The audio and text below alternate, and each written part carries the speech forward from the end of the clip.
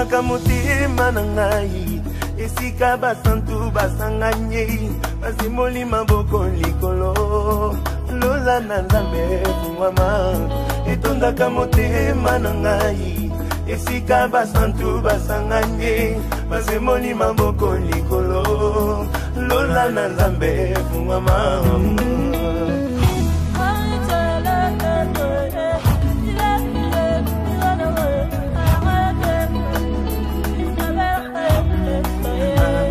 etondisa makana nkembo soki batindi nzemwa mosantu mobali kitoko ati atelema na ngwende na eklise etondisa makana nkembo soki batindi nzemwa mosantu mobali kitoko ati atelema na ngwende na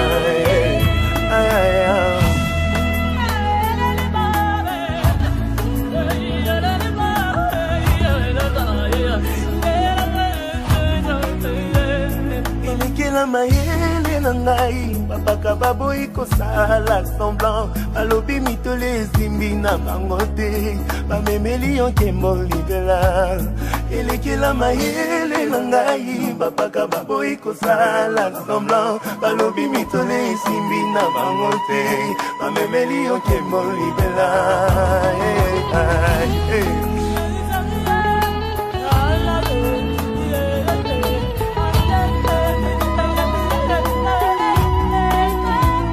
osalaka ndenge nini bakanga mibambo na loboko na yo kombo na yo na bato bitumba nyonso kundolonga osalaka ndenge. Shalom peuple de Dieu, Nzambe apambola bino lisusu tokutani lisusu mukona lelo esengo komona bino namoni bino kala na sentir bino kala Nzambe apambola bino bandeko aussi bakoti baza connecté Nzambe apambola bino comme d'habitude tobana na prière nde to mesana place ozali pe bondela place penga nazali nazo bondela amen Seigneur te pesi merci pour Nzambe to pambolio to tiki mama ona maboko na yo molimo mosantu kamba biso de début jusqu'à la fin au nom de Jésus-Christ de Nazareth amen.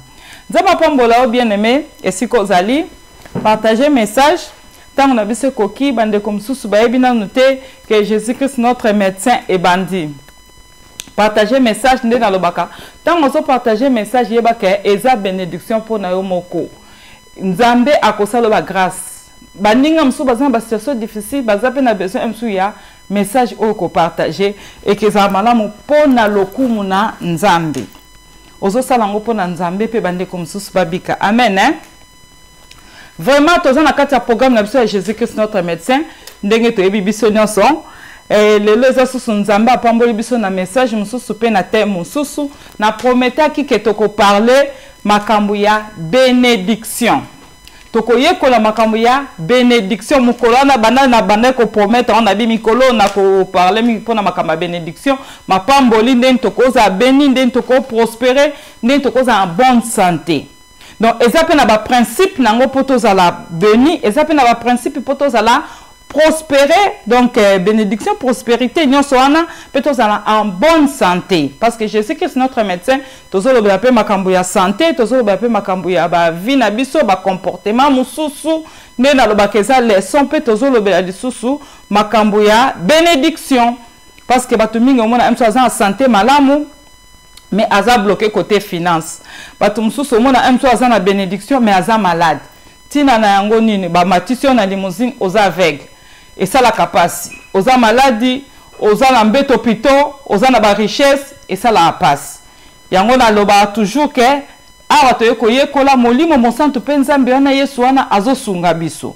Toyo komona ke mukwana na te yaki yango nde na lobaki ke tozo continuer yango ba série na lobaki ke na Jean chapitre 3e épître de Jean 2 to mona ki ke penser na Nzambe pe idée na Nzambe ezali ke to prospérer na makambo nyonso pe to zala en bonne santé siko eza déjà na kati ya penser na Nzambe alors biso bana na Nzambe esengeli to vivre bénédiction o esengeli to zala béni to prospérer to zala na santé malamu to tanga kyongo mukwana.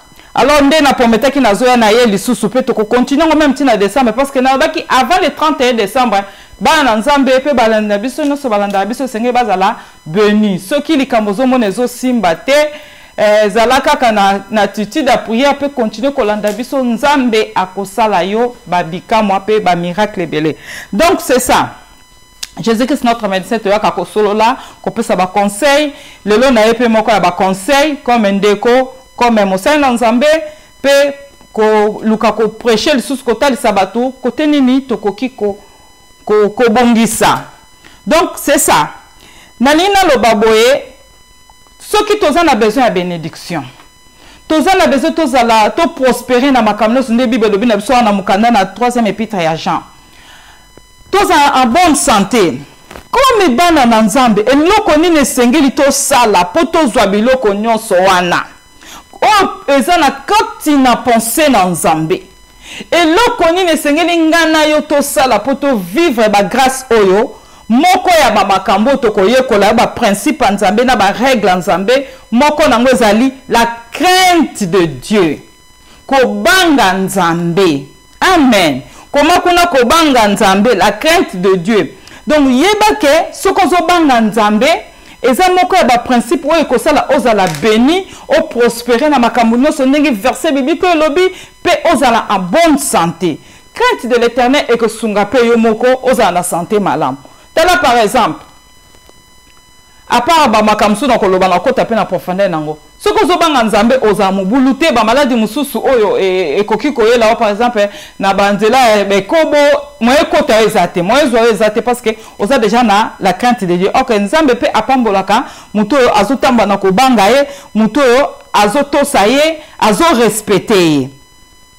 Donc ezali moko ya makambo o tokoyekola lelo ndeni nani nazala béni ndeni nazala bonne santé poni makambo nangezo simba teni nazala na prospérer na ba makambo nyonso.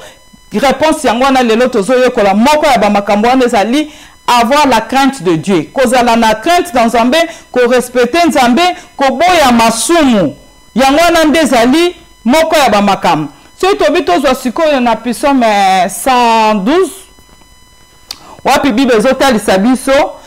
Heureux l'homme qui craint l'Éternel, qui trouve un grand plaisir à ses commandements. Sa prospérité sera puissante sur la terre. La génération des hommes droits sera bénie. Donc, il y a dans la maison bien-être et richesse.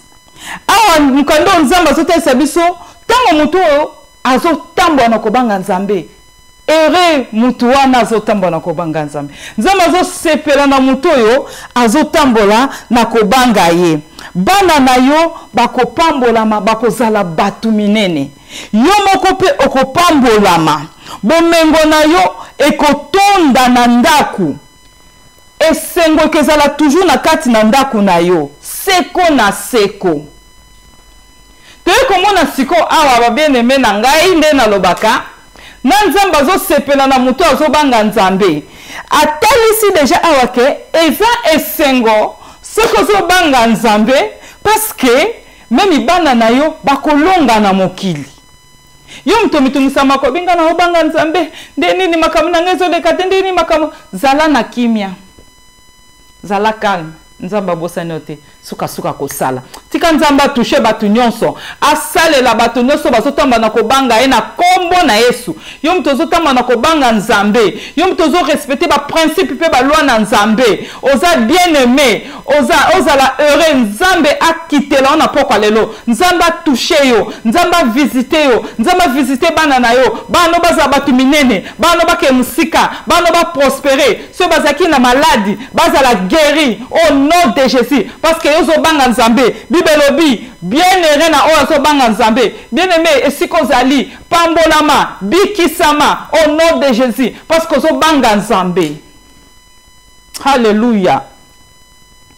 Grâce à nzambe accompagné bibelobi ke na ndako na ebiloko kezanga te akozala moto ne sengo bomengo ekozala seko na seko parce que zo banga nzambe yango moni batu mususu omoni ke bana bato wana bazo prospérer bazo kende liboso ozo comprendre te nzoka ba papa na bango babanga kanzambe Yozo mitungisa molobi ndini mwana azo prospérer bana nanga bazo prospérité. Mais est-ce que banga kanzambe?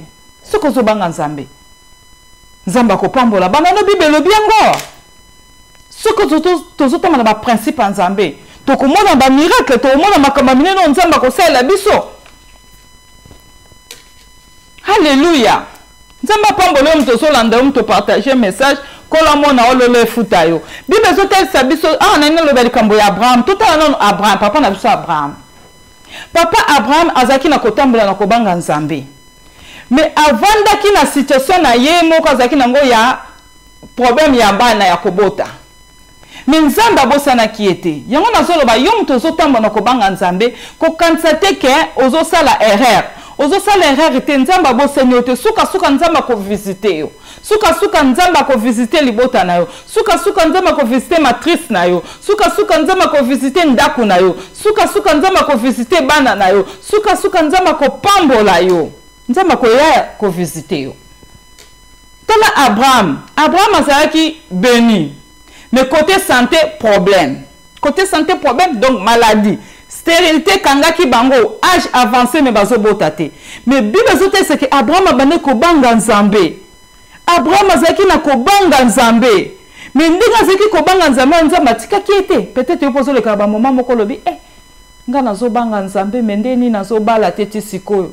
Nazo tamba na vie ya sanctification nazo banga nzambe ndeni makamna ngezo ke liboso te. Mais bien aimé na nina yebisa oke komi tungisa mate ane oyo zana kondima ke Dieu est capable de visiter yo. Peut-être nzamba tindi message oyo pona eza pona yo pona ke maktana ekoki tana ekoki na poko na lelo. Tana yo ekoki au nom de Jésus. Tana yo ekoki au nom de Jésus. Abraham azaki kotamba na kobanga nzambe. Mais matrice azoko nani mwasi na ye matrice azoko kakobota te Sarah. Donc bazaki na mwana te zaki souci na bango. Mais le quoi bazaki na kotamba na kobanga nzambe. Nzamba tika ki bango bongo te.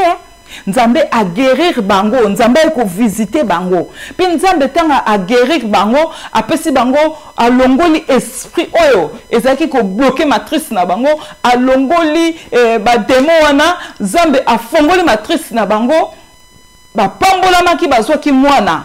Pe verset oyo ko kokisa makati na bango, ba prospérer, ba zu mwana na bango. Bien aimé, elo nezo tungisa yo. Continuez la présence en Nzambe pour kobanga Nzambe. Au monde loboko na Nzambe. Abraham azalaki guéri. Nzamba guérir ye pe a bénir ye. Verset autant tout temps na puissance babi que même bana na yo bakoza batu minene. Tout la bana Abraham. Bana na Isaac azaki mutu munene. Jacob mutu munene. Joseph mutu munene. Salomon ne parlons plus. Donc batu wana nyoso bazalaki ba descendant ya Abraham. Parce que Nzamba lobi, tant aux autres monokobanga, bien aimé la crainte de l'Éternel. Et futaka. Tant aux autres monokobanga Nzambe, Nzamba ko futa yo. Na bakinde na binazo na kolobela pona makambu ya prospérité et santé ndeni toko sala pe moko ya ba remède yango kisi yango yo. Ko tambwa na kobanga Nzambe. O mona loboko na Nzambe. Tala papa na biso Abraham nazana nkana Abraham na vandi kakawana. Abraham azaki mutu moko azaki bombe azaki koboyela Nzambe loko moko te. Nzambe sanga zo yebisa Abraham ke Abraham pesanga Isaac. Abraham aboyaki te. Nzambe yebisi Abraham ndenge za boye bima na mboka na yo kende na mboka onga na kotinda yo. Abraham aboyaki te ayokaki Nzambe. Mais biso lelo tozo boya. Makamu Nzamba zo yebisa biso. Donc Abraham atosaki nyonso. Atosaki Nzambe. Azaki na crainte de l'Éternel. Azako banga Nzambe. Yo Nzamba tele lobi. Muto nenga obanga nga boy funa saka makamba minene kati na ye. Nengo zo banga Nzambe boy. Ane o Nzamba osalo makamba minene. Ane o Nzamba ko visiter o. Ane o Nzamba ko kitela o. Ane o Nzamba ko bikisa o. Ane o Nzamba ko pambola o. Ane o ko vivre grandeur. O ko vivre élévation. Oko vivre miracle na kombo na Yesu. Alléluia. Bien-aimé, Abraham aboyaki eloko moko te. Aboyaki eloko moko te na makambo nyonso Nzamba bande koyebisa ye. Nzamba lobi kite mboka na yo akite. Mais tala yo lelo soki Nzamba bino boya relation wana. tika relation naza mobile ya bato okotika te tika relation naza mosa bato olingi kotika te olingi koyokela nzambe te olingi koka ba principe ya nzambe te olingi kotia ba règle ya nzambe na misala te comment kozala béni comment ko prospérer comment kozala en bonne santé pour ozala en bonne santé ozala guéri il y a des principes et ça na ba principe tout le monde attend au soban nzambe même bana no ba ozala bato minene et ça na ba principe bien aimé Babi Abraham quitté mboka na okene pasi mususu ayoki asaleli yo nzambe ata lobino ke bondela olinko bondela te tika kindoki olinko tika kindoki te tika kindumba olinko tika kindumba te lamuka na butu bondela poso ki nzambe lamusi na butu lamuka na butu bondela eza bato mususu nzambe lamusi na butu emsu danger moko zoya babi bondela olingi te olali kaka mais olinko yoka nzambe te olinko to sape nzambe te yesu alamusa ki ba disciple bazaki olala bibola muka alamusa ba onte po ba sakana ezaki ne po ba bonde po tenza ki mabe yo koza même na 3h du matin ponge silio okomikaka na ebite ponge singa na sane okoti Facebook obandi ko sa makambo ezanga tina 3h du matin 3h wana nzamba alamusi yo bondela nzamba kola musopamba te nzambe ba mususu nzamba koyebisa eke ndenge za boye il y a un danger mais azo ki penete nzamba kolo bepe na nzana basana na nzambe bien aimé tika vi ozo tambola nango mutazo yo kate Abraham ba yebise quitter tika ba famille na yo ba koko na yo ba noko na yo ba ndeko na yo nyonso ba mama leki atiki bango pona ko banga nzambe po abiso ki nzamba binanga na quitter eza na tina yo banda okangami na lisumu nzamba yebise ki otika est-ce que so tiki yango okangami na mutema mabe wana makambo ka nzamba lingaka te wana yango wana nde ozo sala makambo nzamba zoloba ke nazo sepela na ngote na mukanda na proverbe kuna ba mabloko nzamba yina yango wana yozo sala kotonga batu kofinga batu kochola batu kokanisa batu binemi bakomi kopesa ba mbongo finga kana batu kindoki kimuyibi ko détruire ba famille batu yango wana ka okangami na est-ce que ça vie wana nzamba yebisio déjà tika na nzana mosena nzambe le na pokwa na lelo nzamba yebisio tika ko trahir mobali na yo tika ko trahir mwasi na yo tika eza malamu te nzamba yebisio tika ko détruire ba famille batu ba couple batu eza malamu te mais ozo yoka te mais na pokwa na lelo nzamba ye ko répéter ko yebisio ke tika parce que eza malamu te Quitter yango nzamba alingi koloba na ona pokwa na lelo parce que nzamba za na besoin pambola o toza na ba témoignage bano ba yoka même toma na nzambe apôtre Moïse dit de kenza chéri nanga eza ba témoignage ba to belé oyo toyoki ke o vandisi mona na kati ndako yebise mama ma fille tolinga ko mingi vi ozolanda eza malamu te tika yango esala ka passe mais tozoyoka ba témoignage ba téléphone nzamba zo visiter bango bana ba quitter mais ko quitter te Oniko tika te bando kangami na likambo wana o bloquer nango vandi nango boti nango misisa okoyebi ke eza mabe ozotambola na impudicité otambola na mobala bato otambola na mosaba otambola na kati ya kindoki otambola na esprit ko détruire ba église ba plan ozosala est-ce que nzamba alingi yango toza ba témoignage ebele bana na nzambe bazokotika ba mabe pona koyoka ba conseil na biso et omona zo ba papa na okoka te tika mobali oyo aza yo te tika mwasi oyo aza ya yo te tambola boy 6 mois ezalaka mingi bien aimé 6 mois ezalaka mingi kaka nde toya boye na chéri nanga moka bengi biso na nzela papa zama visitinga ntoma azoyebise omoni makambo na yebisaki yo soki otiki ovandi na sama kola mantoma ozokoyoka okopambola siko babiloko wana oyo nzamba sepelaka te ntango okangami nango koma nzamba kopambola moto aza na modele abongo alors bana mosusu ntango bazoyoka biso bazosala makambo oyo nzambe azolobela bango na nzela na biso basala na nzambe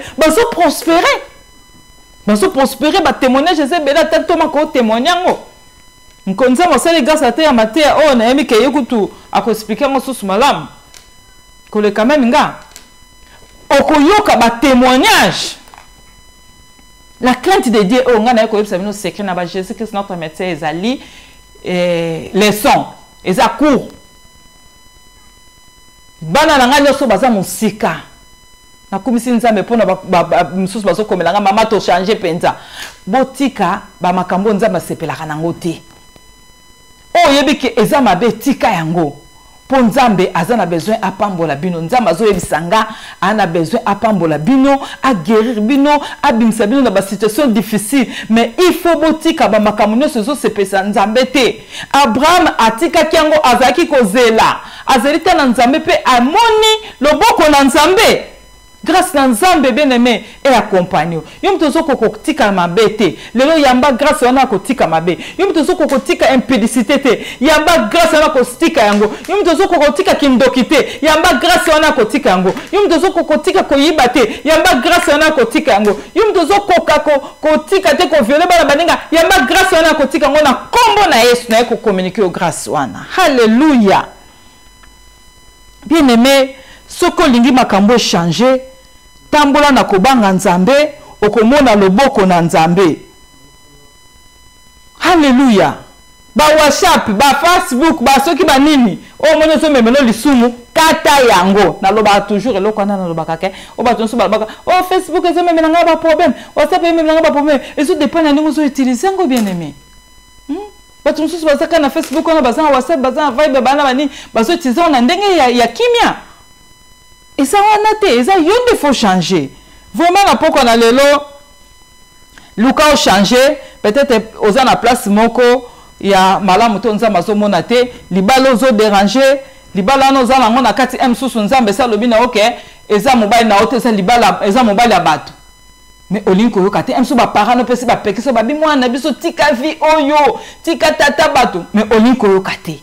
Donc makamno so ba pekisaka wana olinko yokate place ozawana emsunza mabisoke o eza ville na ote déplacer molinko yokato kangamika na ville wana parce que eza Paris emsu na province nzamba opambola. Alléluia. Okangamika ka place wana parce que te ville oyo na sepelaka nango mingi ata nzamba lobi tika me yokangamika ka. Libala na emsusu za na kati wana emsusu za volonté na nzambe te pe ozo ba bien que za volonté na nzambe te ba sena nzambe ba so mama libala za volonté na nzambe te me vandika wana to sa nzambe to yekola ko to sa nzambe et que nzambe wana akosala biso ba grâce ebele. Abraham apesaki Isaac. Abraham apesi Isaac. Tango nzambe ebisi alobi ke pesanga Isaac. Abraham apesi Isaac. Nde na bia pimile ki nzambe loko te akite mboka pe pesi nzambe bimila bi pesanga Isaac. Apesi Isaac. Pona nini? Abande ko banga nzambe. Genèse chapitre 22 verset 12. Alléluia. Nzamba pambola bino sika bozali. Lola efuta bino nzambe wana mona biso.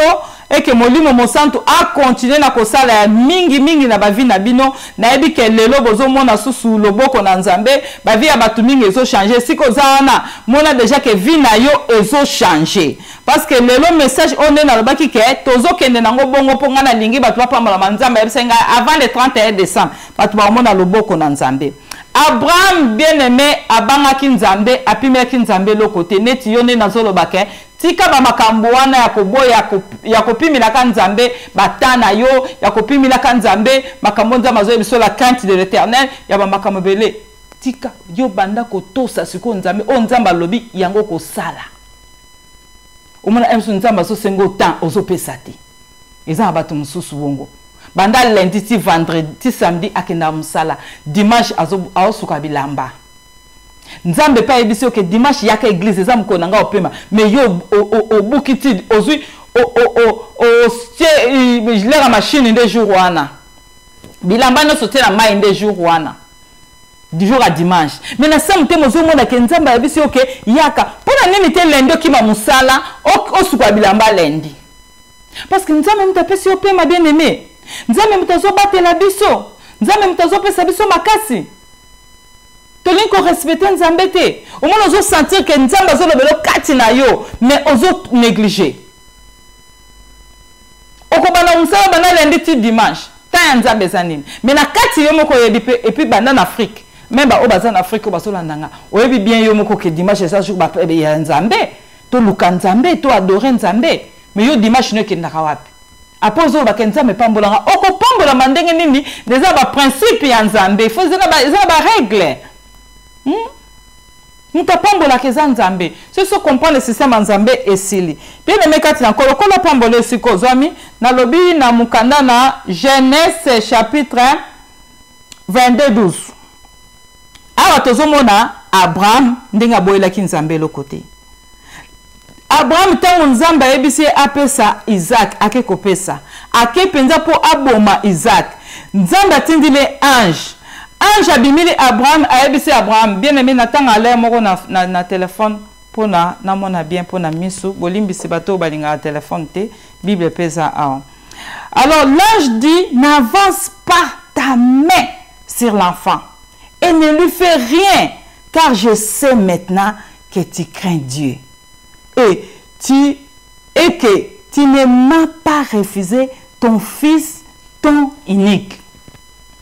Nzambe atini aja yebise ke komi tungisa masusu te ko simba susu mwana te ko tia loboko te sikoyo na yebi ke ozo banga ngai nzambe o refuser le côté donc tant tozo refuser ko pesa nzambe biloko to banga nzambe te na sa na ko kena ngate na ko sana ngabote église na ko yena ngate donc tant tozo refuser ko pesa nzambe biloko tozo banga nzambe te ababike o refuser eloko eza unique eza spécial te pona yo donc o refuser ngo te pona ko pesa nzambe o pesi ngo pe na nzambe siko na moni niveau pe dimension ndenge ni ozo banga ngai mais yo zo refuser ndena zo loba wana nyonso o nzamba zo senga yo pa na ezala kaka te Dieu m'a parlé pona so ba so ta basela nzamba bi Dieu m'a parlé pona yo pona okabwe lokuta batika ngai Nzambe asala na ba principe na ye bien aimé.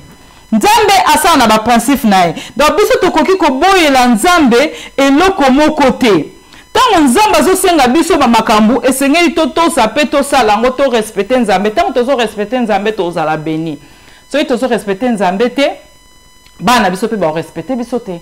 Ya omoni lelo mobulu koti mais bana biso ba komi mobulu ba makambe belebele zo bane na ndako lobi momoko ya lobi 10 tout ça donc ozo comporter bano ndenge nini bano bazo yo kangate ndenge nini bano yo Nzambe te est-ce que yo to saka Nzambe yo respecta Nzambe soko zo respecter papa na ona lola te ndini bana na omoko ba respecter ça c'est mince tala bana David abimi li banda alonga na crainte de l'Éternel bana bakomo telemene kaka na kati ndako na ye yeli ko to Nzambe te ozokamwa okamwa te banda ko respecter Nzambe banda ko to Nzambe banda ko to sa ba principe Nzambe si moins amigo mona miracle na ndako na yamba grâce wana na kombo na Yesu Nzambe a visité yo pe a sunga yo au nom de Jésus-Christ de Nazareth. Pourquoi nazo souffrir pourquoi santé zo simbate problème économie maladie to Nzambe nyonso na esila soko bano to Nzambe simbite benga ngai haleluya benga ngai no ba ma se fanga bano to Nzambe dingini siko makama benga ngai la crainte de l'Éternel atoko kokate banda komeka Nzambe pazomona banda komeka Nzamba kosunga yo tanga zomona volonté tozomona susu ndeko na biso Joseph italamba vie ya Joseph na kati ndako ya Potiphar moi ça Potiphar aluki kolala na kobimana Joseph mais Joseph aboyi Bible zo loba kema pona nini azaki na crainte de l'Éternel Genèse chapitre 39 verset 7 à 10 moi ça Potiphar azotongise mikolo nyonso azo déranger mais Joseph a boyi parce que Joseph a bando banga Nzambe Joseph azo baka eloko o na monyongo mabe na misu na Nzambe eloko likambo eza mabe na misu na Nzambe na koki ko sala yango te mais yo makambo nyozo sala est-ce que eza malamu na misu na Nzambe yo mo kaka amso zo mona ngo malamu mais na misu na Nzambe eza malamu te na misu batu pe soko bimisi makambo zo sala libanda eza malamu te il faut mona ngo mabe makambo eza masumo makambo eza li kindoki makambo ezali ko boma batu ko tila batu poison eza mabe makambo ezali impudicité eza mabe makambo ezali ko bimbana mibala batu ko bimbana basi ya batu ko détruire ba église batu ko violer bana batu ne na bango toujours eza mabe ozo kanisa za déjà malade ozo pesa baninga malade eza mabe et c'est que le yato bon de la peau de Jésus-Christ notre médecin abiksa ba maladie nyonso babi tous les jours Joseph bazotongse na mosa Potiphar mais yo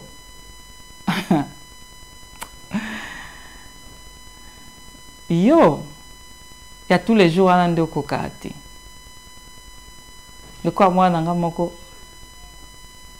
na comme ça nzambe parce que naïf ça bango bano baza nza basema ngasi baza pembe na naïf ça wanabi au moins makambo yo to soli na makambo nyoso to salio na témoignant na Jésus Christ notre Maître maman loba na problème te ninga za na oyokane pas na kati moko aïf singa lobi maman na sedaki parce que bande ko déranger nga tous les jours nga bibo mo se ba déranger tous les jours il faut au céder. On a mona ki mutungi seleka ki yango na bina pese kaka nzoto na ngai sikoyo ba demo bakoti et comme il y a ba prière. Ok, ça na crainte de l'Éternel et que parnion na ba makambo aboy. Pe bibe lobi na biso makamba kala comme kama sikeza kana ngote nyose bananoka. Bibe lobi mo sa Potiphar azo déranger Joseph tous les jours. Mais Joseph azo résister. Mais nous nous okokate. Tous les jours, Joseph Azoboya. Mais yo tous les jours, bazo déranger le col lundi, ti jeudi, ti vendredi, bazo déranger yo le bec faut na céder parce que azo déranger nga. Bon on nzamba lola o apambolaka, o ako visiter yo, o ako bikisa yo, o ako sunga yo, azo so ke ko salate o yo kakangote tous les jours. Poni no ka nzambe toto sa nzambe te ya tous les jours wana zakana ona pema na kata motema na yo. Auto sanzambete o alobaka no tous les jours tika mabe ko sala makambo zo sala te. Yo ke to sa mutu parce que ça dérange tous les jours. Joseph abina ko banga na ko to sa yo te.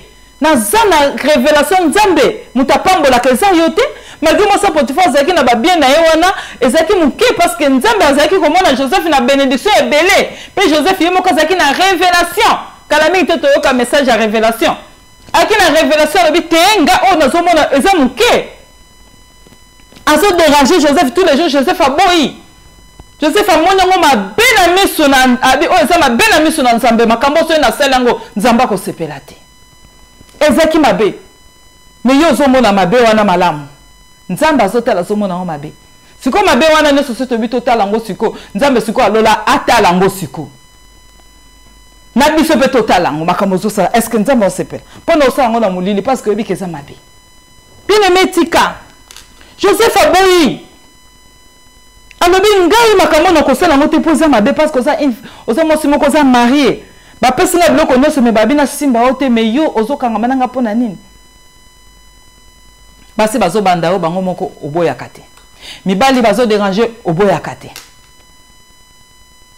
Amen. Oli comment na profil kitoko na Facebook il faut lingai. Changer. Alléluia. Oyebi bangote, changer. Chaque année, lisumu wana, ozo sala wana, comportement wana, kindoki wana, kimoyibi wana, nyoso nazo loba wana ya mabe, bando salango epesioni. Échanger vie na onani. Batoka ba Joseph bazali na révélation. Babi na simba kotote. Parce que mutute mto changer vie na ngeza nzambe. Yo bando sala ba makambo wana osepesa nzambe te. Ozwi nango diplôme. Échanger vie na ona nini et bakisi le nini. Au contraire, il y a stress, il y a problème, il y a banga parce que vie est comme un problème, comme un problème. Et qu'on change vie na elo côté. Alléluia.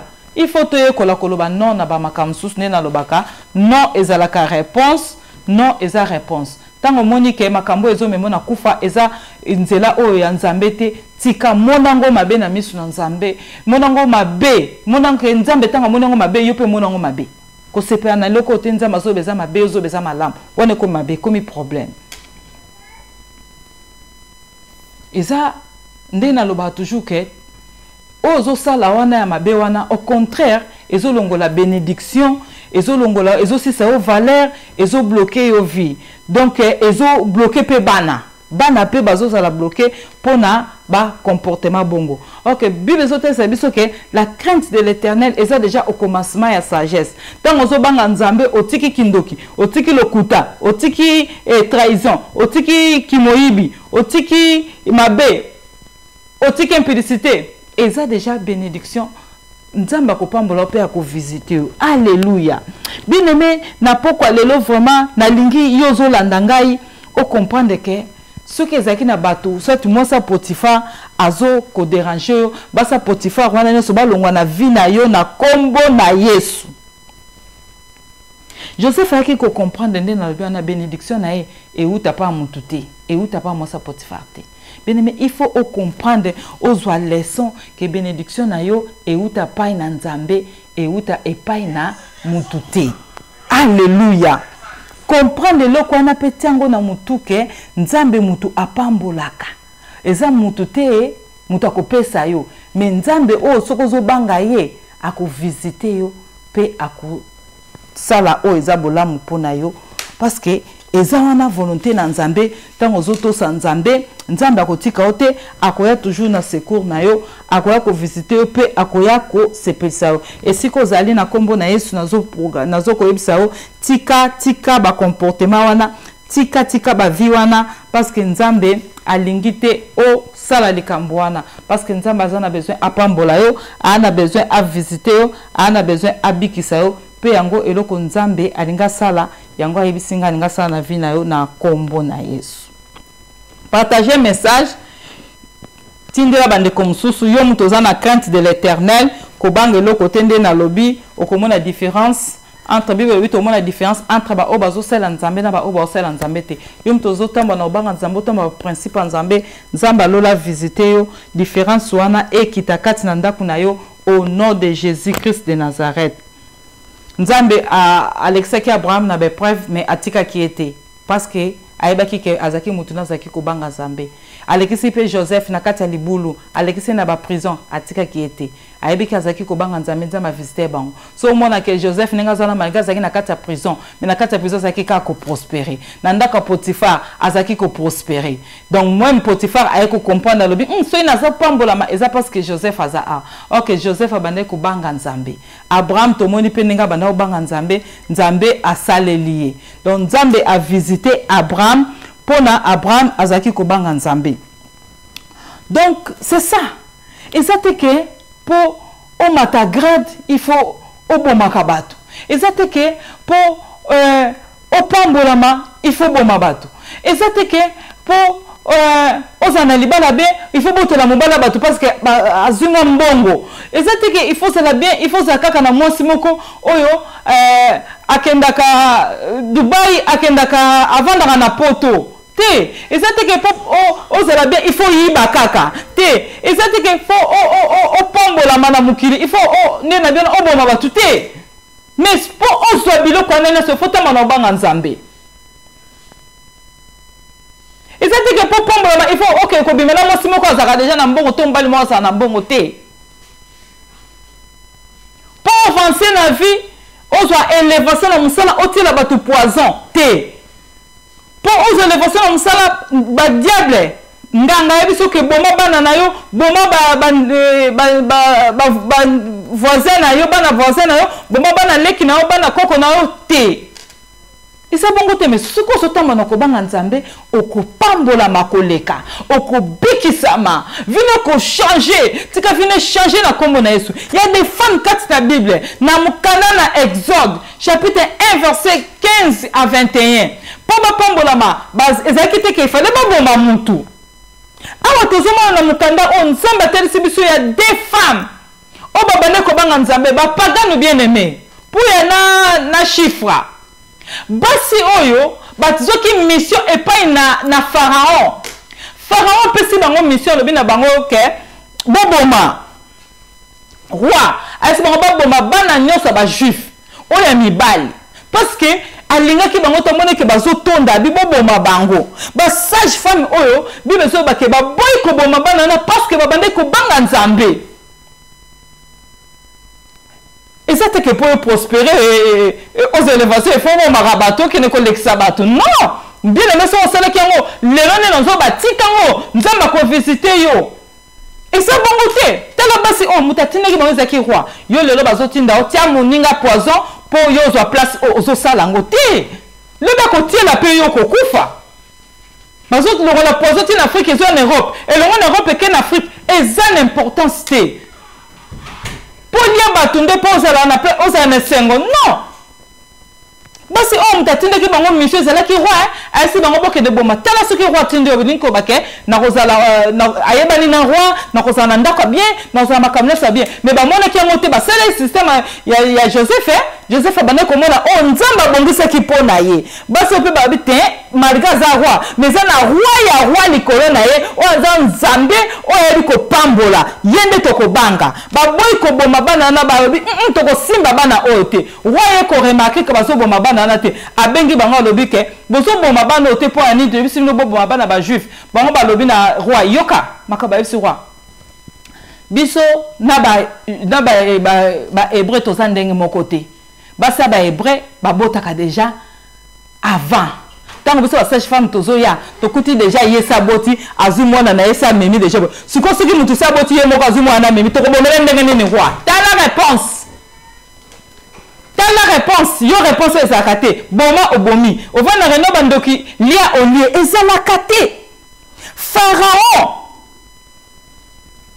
ayebisi bango baboma bango batosite baboyi kotosa pharaon mais batosi nzambe awo bible elobi nzambe abene basi oyo nzambe apambola kibango nzambe avisita kibango nzambe atala kibango bebe nzambe apambola yo nzambe avisite yo mutu ozobanga nzambe yo mutu ozoboya mabe nzambe akutana nayo na kombo na Yesu babi parce que bazalaki na crainte de l'éternel yango na nzambe apambola kibango pharaon tina kibango mission ya koboma mission na pharaon tina kibango bien aimé ezaki déjà kindoki mobima pharaon banda opesa bango parce que banda déjà ko initier bango na makambo mabe po pharaon nga zaki wana zaki déjà mutemisala mabe tango bazotinda o lelo boma muko mususa ta batindo te okoboma yo moko po so mesena ko boma baki ko kompa babi o ezaki kindoki ya moyi bazopesa biso yo tango bazotinda boma eza déjà kindoki bazo initier na likambo moko tango mona ngo facile o sali yango bien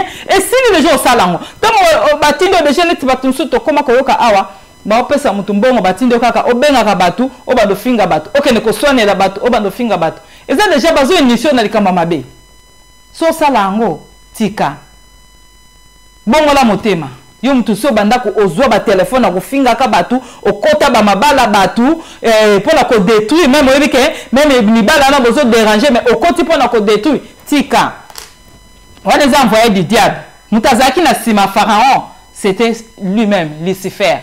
Donc mutazaki pe na sima aingoza na sima baso tangu pharaon baso banga batosa engoza pe Lucifer.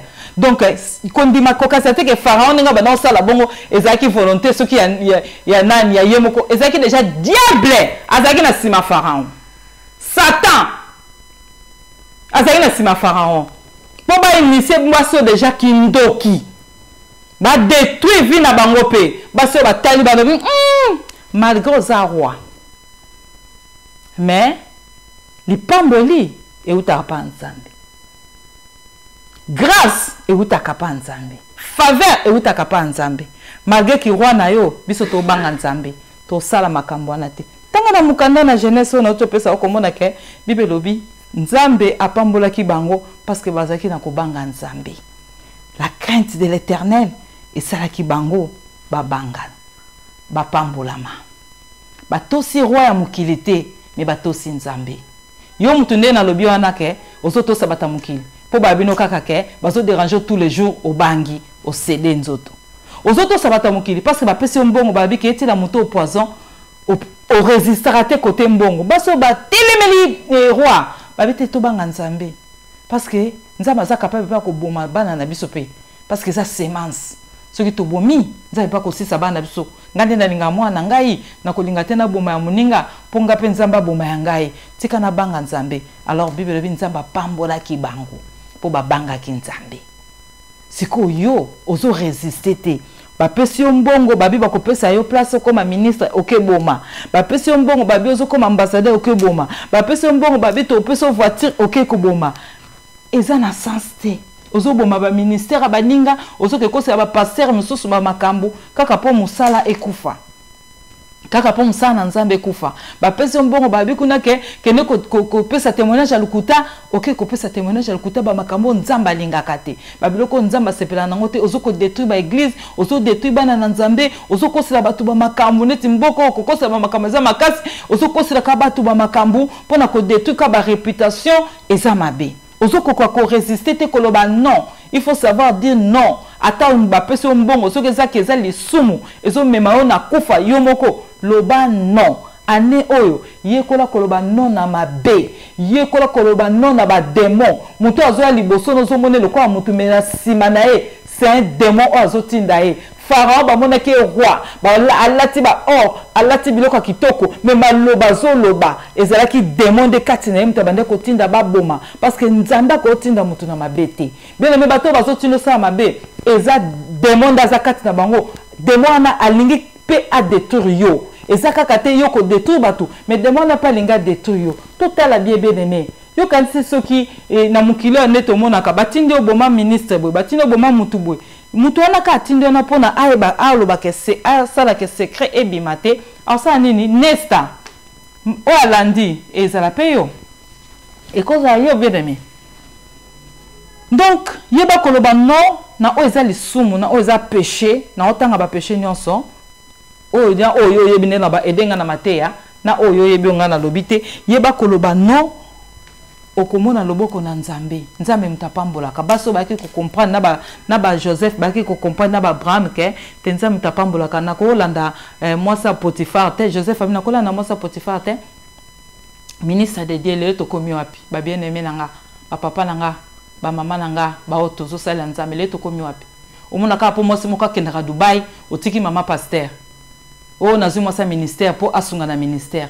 qui t'a dit ça?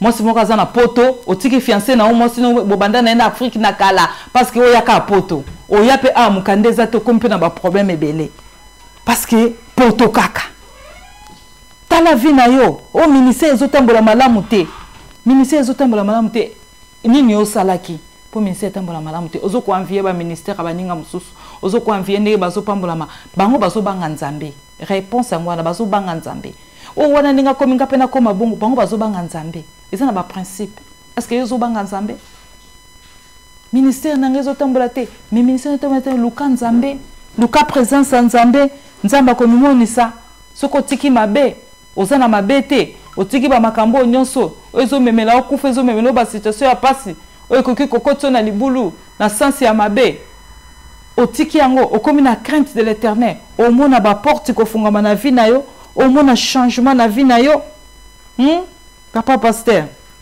moi ça Potifar peut se le côté tout monde a batu mingi ba osala amonika moi si moi za na moi mbongo boy atiki moi sina ata kutu moi na nzambe te mingi ba osala amoni moi si moi za na voiture za na mukanda comme na poto atiki na moi sina mama bana nae akeva ne kuna amoni mobile moi za mikanda za mama kamnoso za na voiture mobile na tambola na makolo atiki mobile nae akeko tane di bala parce que mutaza mukanda est-ce que obanga nzambe faut que le non na ba makamu mususu hein faut que le non na ba makamu mususu oyeba ko le non na baba offre ya mwasa Potifar bato baza na poto parce que na poto azo la kiso papier yo sikoyo lobike ndenge zaboye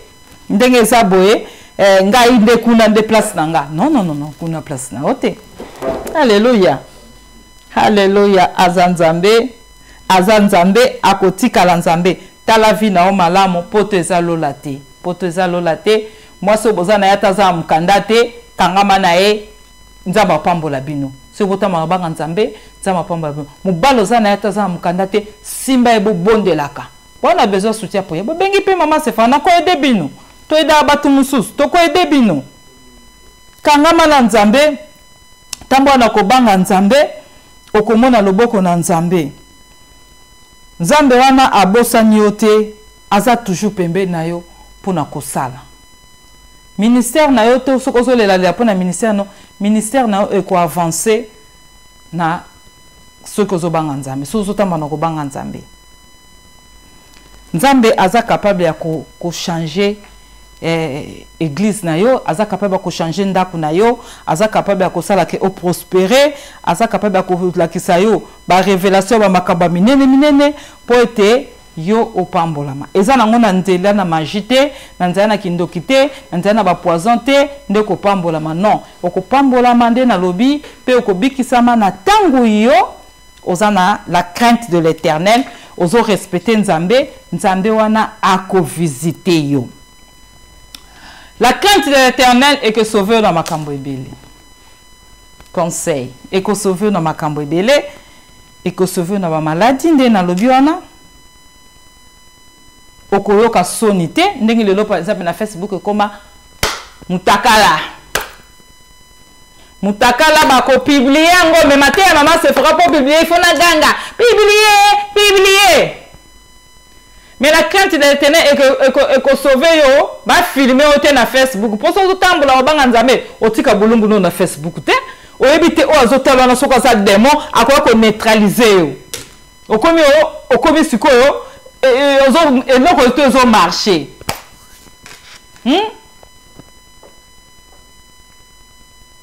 Kanisa malam, la crainte de l'Éternel est que souvent na makambo ebele, que épargner na makambo ebele, surtout na réseaux sociaux ba ko filmer ba tia na Skype ba publier yo. Mais ce que tu as na Nzambe ba ko filmer te ba ko tia na ba Skype wana te. Na bino ba to filmer ba biloko wana. Bo mona ngo ezaka bien, moko suto yo ka message wana. Na bino batu bo filma ba biloko wana, bo filma ba mitakala batu bozo publier yango. Eza pe malamu te, eza malamu te. To ne na bien to yoka message wana. Na côté yango. Na côté yango. Donc, yo oyo o mikoti se na ba réseaux sociaux na modèle wana tika. Yo muto opo ba message ya mutakala ndenge bazo ko partager yango. Yango ne seba na botinda nga bato baza pemena na amina na Facebook. Botindela nga babiloko wana te na kombo na Yesu. Nani komona babiloko na bino wana te. Mama te o est important botinda kate, bo publier kate. Il faut to ganga to sabino publier et que bikisa mutu moko. Mais soki mutakala mutu moko ebimiawa. To comme oromona ndenge na ezoba soki ba combien de 1000 personnes na seconde. To changer. Donc la crainte de l'Éternel est que l'on a une malédiction. Et que l'on a une soni. Soni o balatisi wana ba filma yo donc mutakala ne koma nango déjà mutno so soka mona azotala ka mutakala ata olati bilamba ba mona ko ka mutaka. Donc elongolo na ba soni wana nyonso so ozotama na banga nzame oza muta soni te. Oza mute o ya sengo pe oza beni donc nde na biona eko bikisa wana ba makambo ebele. Eko épargner na ba makambo ebele. La crainte de l'Éternel est ça que ba no bazala béni. Et que ça la que yomoko pose à la béni pose à la guéri. La crainte de l'Éternel et que ça la que osa na kimia pe osa na sengo et que ça la que osa na danger te et que l'on na danger. Oyibi ba filmer yo eze sengote. Ozotonga ba filmer ba publier eze sengote. Ozi mobala ba filmer ba zo beta yo eze sengote eza soni. Non so wana eza nini tango zo banga nzambe to zo respecter nzambe te etinda okota na ba système wana elatisi soni angomo na bato mususu ba filmer bongo akokite amisali mabe amibomi. OK biloko wana eza mabe ezo sala ke batu bakufa. Mususu mona kufi na nzoto te mais tension comment ko mata pamba pour ani parce que ba filmer etanga za ko yiba ba filmer etanga zo sala ba bloko ne bino mo boye bo sala na ba Facebook bo tindela batu ba publier donc biloko na zo sala mabe. Donc na yo mto yiba komoni ke soko zo tango ba kanzame tama biko yiba te tango yo yibi ba kangi yo ba filmer ne to mona ba bisa butu ngonda awa soso awa lipa awa miliki awa na yeba ko to tendeli ba tsaka biloko ngo bele wana nyoso wana ta ba filmer bo atili mokilimu eza sonit ya soni donc ba filmer yo okomi ko yoka soni yem ta yibaki ekomi ko yoka soni ok so zo banga nzambe nzamba biko yibate o mete ke épargner déjà la crainte de épargner na babuzo ba oh. Alléluia. Bien aimé, tu koyoka sous ba message oh na yebi kembala sima na kokota sous na profondeur ba message mususu. Et si ko zali bien aimé yeko na ko banga nzambe na poko na lelo soko sala ki mabe zonga na bulamu. Soko sala ki mabe tango leka kinde na lobaka avant na te hein. Donc avant 19h zonga na bulamu na kombo na Yesu. Tokomi na suka to tanga verset biblique moko na Psaume pour la bonne de la pona bino Psaume 34 verset 10. Tokomi na biso na suka. Psaume 34 verset 10. Ah, Bible Zotal Sabiso. Craignez l'Éternel, vous c'est saints, car rien ne vous manque à ceux qui les craignent. Donc, tant que vous êtes tous Nzambe, vous êtes de l'autre côté. Na pokwa lelo, yom to tosi Nzambe. Ko zanga elo côté na ndaku na kombo na Yesu. Na pokwa lelo yom to tosi Nzambe. Oko manke elo côté na kombo na Yesu. Na pokwa lelo yom to ozu décision ko tamba na kobanga Nzambe. Richesse, santé, prospérité, bénédiction et accompagnement au nom de Jésus. Verset biblique o lobi tant ozo banga Nzambe oko manke lo côté. Lelo tozo manke mingi po tozo banga Nzambe te tang salango contraire. Donc nga soki natambola so nazo manke ba makambo belé, nazo manke ba mbongo ezo c'est l'avant fin du mois, naza na ba santé malamu te ba problème belé, et ça c'est parce que nazo ko banga Nzambe te. Alors si nazo banga Nzambe na ko manquer rien. Yekola Jésus-Christ notre médecin et yepo na ko aider yo, yekola lelo banda ko tamba na ko banga Nzambe oko manquer eloko moko te kine kelanda yo, prospérité, santé au nom de Jésus. Bien-aimé Katina Nkolo, nayebi ke o sepe na message, nayebi ke esungi yo, nayebi ke o pambolami. Na prophétiser pour na yo, ane oyo, o manke eloko te. Nyonso zo luka, nzamba pesa yo, au nom de Jésus. Pour nayebi ke lelo, ozu décision, lotamba na obanga nzambe. Et si ko zakanga misu na bonde la pona yo, Nzambe na bikama to pambolo po etoza malamu, pambola bandeko nyonso balandi biso na pokwa na lelo. Et que ba obayoki message à pourquoi on a le bas à la béni au nom de Jésus. Grâce, paix, faveur et accompagné bango. Ba on a fait décision que tant bana ko banga yo Nzambe ba mona miracle no accompagné bango ane oyo au nom de Jésus. Ba o ba tambola ki na mabe na ko yiba na kindoki na ko tosa Satan Nzambe na longoli milimu wana na sokati na bango ba ne ko ambuye bango au nom de Jésus. Oyo ba ne ko tungisa bango na benga nango na kombo na Yesu. Mais na koti si bango na grâce pe na ndako na pe na présence na yo enfin que tango bazoko to so ndenge ba yoki liloba ba vivre pe bénédiction pe grandeur pe prospérité pambola mapo to Nzambe na kombo na Yesu amen. Bien aimé za béni partagez message to comme na suka to koyoka lisusu message na biso tango Nzambe akopesa biso temps na yebi kenza Nzambe ya temps akopesa biso temps kitoko toko yoka ba message msusa kitoko partager message Nzamba pambola bino leo na difficulté ya komona bino moyena mona bino zate moyena pesa bambote zate mais na pamboli bandeko nyonso balandi biso ba servante de Dieu ba serviteur de Dieu Nzamba pambola bino pe bomoko ya mboka pe chéri na porte de Likenza que Dieu vous bénisse tokutana na balasima bye bye Nzambe ya lola futa bino au nom de Jésus-Christ de Nazareth amen.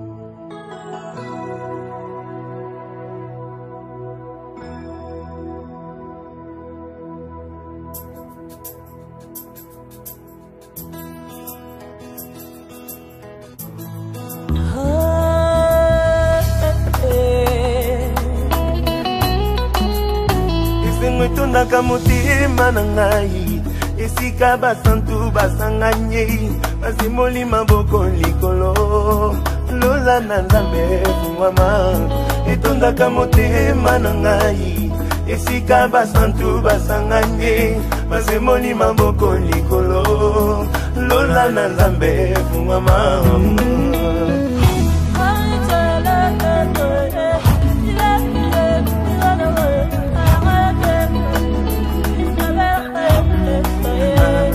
etondisa makana nkembo soki batindi nzemwa mosantu mobali kitoko ati atelema na ngwende na eklise etondisa makana nkembo soki batindi nzema mosantu e mobali kitoko ati atelema na ngwende na ye ayaya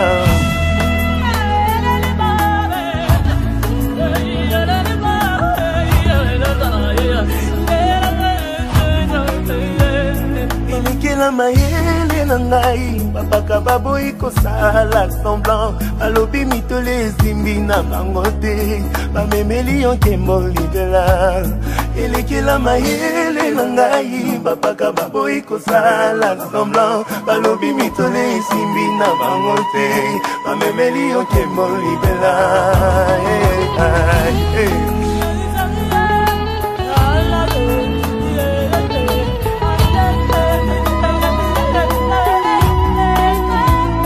osalaka ndenge nini ye bakanga mibambo na loboko na yo kombo na yo na bato bitumba nyonso kundolonga osalaka ndenge nini ye bakanga mibambo na loboko na yo kombo na yo na bato bitumba nyonso kundolonga